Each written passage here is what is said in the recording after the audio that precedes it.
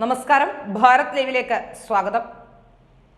Budget അവതരണത്തിൽ കേന്ദ്രത്തെ രൂക്ഷമായി വിമർശിച്ച സംസ്ഥാന സർക്കാർ ഓർക്കേണ്ട പ്രധാനപ്പെട്ട മറ്റൊരു കാര്യം കൂടിയുണ്ട്.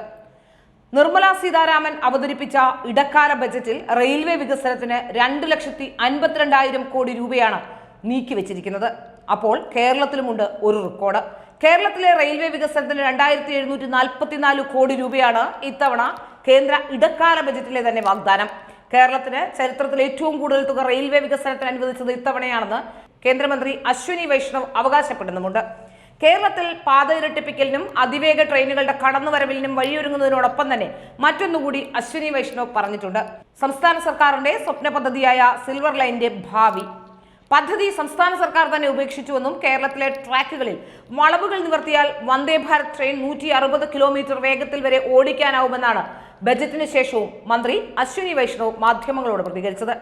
ട്രാക്ക് നവീകരണം ഉൾപ്പെടെയുള്ള നവീകരണ പരിപാടികൾ നടക്കണമെങ്കിൽ സംസ്ഥാന സർക്കാർ സ്ഥലം ഏറ്റെടുത്ത് നൽകണം. സർക്കാരിന്റെ മെല്ലെപ്പോക്ക് പദ്ധതികളെ ബാധിക്കുന്നുണ്ടെന്ന വിമർശനം മുൻപ് ഉയർന്നിട്ടുണ്ട്. 2,744 കോടി രൂപയുടെ റെയിൽവേ വികസനം കേരളത്തിൽ ഏതൊക്കെ മേഖലകളെയാണ് ലക്ഷ്യമിടുന്നത്? പൊതുവിൽ നടപ്പാക്കുന്ന ഏതൊക്കെ പദ്ധതികൾ കേരളത്തിന് ഗുണം ചെയ്യുമെന്ന് കൂടി നമുക്ക് നോക്കാം. അതിവേഗ വികസനത്തിന് റെയിൽവേ ഒരുങ്ങുമ്പോൾ കേരള സർക്കാരിന്റെ സ്വപ്ന പദ്ധതിയായ സിൽവർ ലൈൻ ഇനി ട്രാക്കിൽ കയറില്ലെന്ന സൂചനയും കേന്ദ്രം നൽകുന്നുണ്ട്.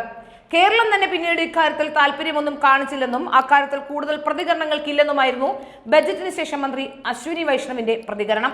തിരുവനന്തപുരം മുതൽ കാസർഗോഡ് വരെ സിൽവർ ലൈനിന് വേണ്ടി കേരളയിൽ ആവശ്യപ്പെട്ട മുഴുവൻ ഭൂമിയിലും ദക്ഷിണ റെയിൽവേ തടസ്സവാദം ഉന്നയിച്ചിരുന്നു. അത്തരത്തിൽ സ്ഥലം നൽകിയാൽ കേരളത്തിൽ റെയിൽവേയുടെ ഭാവി വികസനവും വേഗം കൂട്ടലും തടസ്സപ്പെടുമെന്നായിരുന്നു വാദം. നിലവിൽ കേരളത്തിന് അനുവദിക്കുന്ന പദ്ധതികൾ പലതും വൈകുന്നത് സംസ്ഥാന സർക്കാരിന്റെ മെല്ലെപ്പോക്ക് കൊണ്ടാണെന്നും സ്ഥലം ഏറ്റെടുത്ത് നൽകുന്നതിലെ കാലതാമസം കൊണ്ടാണെന്നുമാണ് കേന്ദ്രത്തിന്റെ വാദം. സിൽവർ ലൈന് അനുമതി നൽകാത്തതിനൊപ്പം തന്നെ കേരളത്തിലെ വളവുകൾ നിവർത്തിയാൽ 160 കിലോമീറ്റർ വേഗത്തിൽ വരെ വന്ദേ ഭാരത് ഓടിക്കാനാവുമെന്നും പറയുന്നുണ്ട്. രാജ്യത്ത് സർവീസ് നടത്തുന്ന വന്ദേ ഭാരത് ട്രെയിനുകളിൽ ഏറ്റവും കൂടുതൽ യാത്രക്കാരുടെ എണ്ണത്തിലെ നിരക്കുള്ള ട്രെയിൻ ഓടുന്നതും കേരളത്തിലൂടെയാണ്. അതേസമയം വളവുകൾ നിവർത്തി ട്രെയിനുകളുടെ വേഗം കൂട്ടാമെന്നത് നടപ്പുള്ള കാര്യമല്ലെന്ന വിമർശനങ്ങളും ഉയരുന്നുണ്ട്. 2009-2014 വരെയുള്ള കാലഘട്ടത്തെ UPA സർക്കാർ കേരളത്തിൽ റെയിൽവേ വികസനത്തിന് അനുവദിച്ച 372 കോടിയായിരുന്നു. അതിന്റെ 7 മടങ്ങാണ് ഇത്തവണ കേരളത്തിന് കിട്ടിയത്. ആലപ്പുഴ വഴിയുള്ള പാത ഇരട്ടിപ്പിക്കലിന് മാത്രം 707 കോടി രൂപ. ഇതിൽ തുറവൂർ അമ്പലപ്പുഴ റൂട്ടിലെ പാത ഇരട്ടിപ്പിക്കലിനാണ് ഏറ്റവും അധികം തുക, 500 കോടി. പക്ഷേ എസ്റ്റിമേറ്റിന് അനുമതിയില്ലാത്തതിനാൽ പണം ചെലവാക്കാൻ കഴിയില്ല.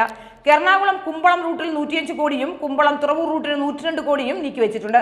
തിരുവനന്തപുരം കന്യാകുമാരി പാത ഇരട്ടിപ്പിക്കലിന് 365 കോടി രൂപയാണ് വകയിരുത്തിയിരിക്കുന്നത്. കഴിഞ്ഞ വർഷവും തുക ലഭിച്ചിട്ടുണ്ട്. റെയിൽവേ തിരുവനന്തപുരം കളക്ടറേറ്റിൽ കെട്ടിവെച്ച തുക സംസ്ഥാന സർക്കാർ വകമാറ്റിയതിനാൽ പാത ഇരട്ടിപ്പിക്കലിന് നേമം മുതൽ പാറശാല വരെ സ്ഥലം വിട്ടു നൽകിയവർക്ക് നഷ്ടപരിഹാരം നൽകാൻ കഴിഞ്ഞിട്ടുമില്ല. രണ്ടാം പാതയുടെ നിർമ്മാണം ആരംഭിക്കണമെങ്കിൽ ആദ്യ നഷ്ടപരിഹാരം അടിയന്തരമായി കൊടുത്തു തീർക്കേണ്ടതുണ്ട്. റെയിൽവേ മരവിപ്പിച്ചിരിക്കുന്ന അങ്കമാലി എരുമേലി ശബരി പാതയ്ക്ക് ഇക്കുറിയും 100 കോടി അനുവദിച്ചിട്ടുണ്ട്. പദ്ധതിയുടെ ചെലവ് പങ്കിടുന്ന കാര്യത്തിൽ കേരളം നിലപാട് അറിയിച്ച ശേഷമേ പദ്ധതി കേന്ദ്രം പരിഗണിക്കൂ. കഴിഞ്ഞ വർഷം ലഭിച്ച 100 കോടി രൂപ തിരികെ നൽകിയിരുന്നു. ശബരിമലയുടെ അടുത്തേക്ക് എത്തുന്ന റെയിൽവേ പാത എന്ന നിലയിൽ 8,000 കോടി രൂപ ചെലവ് കണക്കാക്കുന്ന ചെങ്ങന്നൂർ പമ്പ റെയിൽപാത നിർമ്മിക്കാനാണ് കേന്ദ്രത്തിന് താല്പര്യമെന്ന് വ്യക്തമാവുകയാണ്. എന്നാൽ ശബരിമല സീസണിൽ മാത്രം തുറക്കുന്ന പാതയ്ക്കായി 8,000 കോടി രൂപ ചെലവാക്കാനുണ്ടെങ്കിൽ 5,000 കോടി രൂപ കൊണ്ട് അങ്കമാലി എരുമേലി ശബരി പാത വിഴിഞ്ഞം വരെ നീട്ടാൻ കഴിയുമെന്ന് ശബരി റെയിൽവേ ആക്ഷൻ കൗൺസിൽ ഫെഡറേഷനും ചൂണ്ടിക്കാട്ടുന്നു.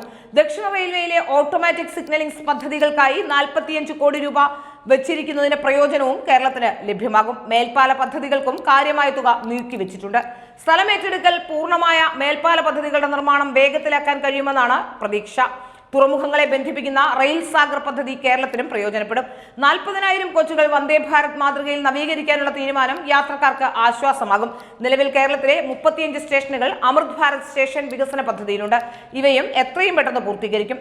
അക്ഷരാർത്ഥത്തിൽ ഇത് കേരളത്തെ സംബന്ധിച്ചിടത്തോളം 2,744 കോടിയുടെ ബമ്പർ തന്നെയാണ് റെയിൽവേക്ക് മാത്രം ലഭിച്ചിരിക്കുന്നത്. അടിസ്ഥാന സൗകര്യ വികസനത്തിൽ തന്നെയാണ് നരേന്ദ്രമോദി സർക്കാരിന്റെ മുൻഗണനയെന്ന് തെളിയിക്കുന്ന ബജറ്റാണ് റെയിൽ മേഖലയിലും അവതരിപ്പിക്കപ്പെട്ടത്. പുതിയ 3 റെയിൽവേ ഇടനാഴികളും പ്രഖ്യാപിച്ചിട്ടുണ്ട്. സിമന്റ് കൽക്കരി ഉൾപ്പെടെയുള്ള ചരക്ക് നീക്കത്തിനുള്ള ഇടനാഴി, തുറമുഖങ്ങളെ ബന്ധിപ്പിക്കുന്ന ചരക്ക് ഇടനാഴി, കൂടാതെ നിലവിലുള്ള പാതകളിലെ തിരക്ക് കുറയ്ക്കാനായി ഹൈ ട്രാഫിക് ഡെൻസിറ്റി കോറിഡോറും നിർമ്മിക്കും. ഈ ഇടനാഴികൾ വഴി അടുത്ത 8 വർഷത്തിനുള്ളിൽ 40,000 കിലോമീറ്റർ പുതിയ പാതകൾ നിർമ്മിക്കുമെന്നാണ് പ്രഖ്യാപനം. റെയിൽവേ അപകടങ്ങൾ കുറയ്ക്കാനുള്ള കവച് പദ്ധതിയും നവീകരിച്ച പതിപ്പ് ഉടൻ നടപ്പാക്കുമെന്നും പ്രഖ്യാപനത്തിലുണ്ട്. ഇത് വളരെ സങ്കീർണമായ സാങ്കേതിക വിദ്യയാണ്. ഓപ്റ്റിക്കൽ ഫൈബർ കേബിളുകൾ, ടെലികോം ടവറുകൾ, സ്റ്റേഷനുകളിലും ട്രാക്കിലും ട്രെയിൻ എഞ്ചിനിലുള്ള സംവിധാനങ്ങൾ ഒക്കെയുണ്ടെങ്കിലേ കവച് നടപ്പാക്കാനാകൂ. ഇതുവരെ 1746 കിലോമീറ്റർ കേബിളുകൾ ഇട്ടുകഴിഞ്ഞു.